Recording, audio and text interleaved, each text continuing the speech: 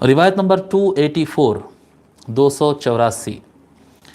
عن عبداللہ بن ابی لیلہ، یہ نئی شخصیت ہے، ان کے بارے میں لکھے، یہ غیر مشہور شخصیت ہے،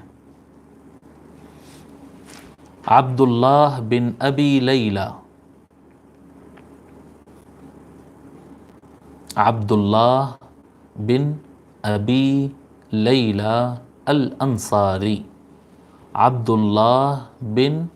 ابی لیلہ الانصاری،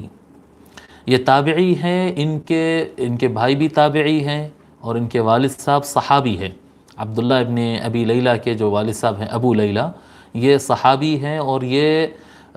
مولا علی علیہ السلام کے ساتھ جنگ صفین میں شریک ہوئے اور اسی جنگ میں شہید بھی ہو گئے تھے۔ اور ان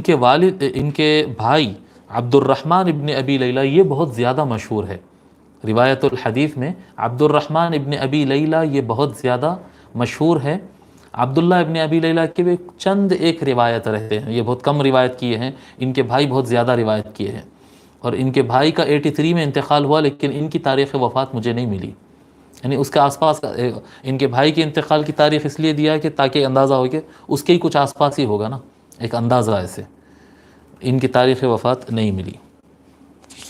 تو عبداللہ ابن ابی لیلہ کہتے ہیں ان علی رضی اللہ عنہ کان ینہا عن القراءۃ خلف الامام، کہ مولا علی رضی اللہ تعالی عنہ امام کے پیچھے تلاوت کرنے سے منع کیا کرتے تھے۔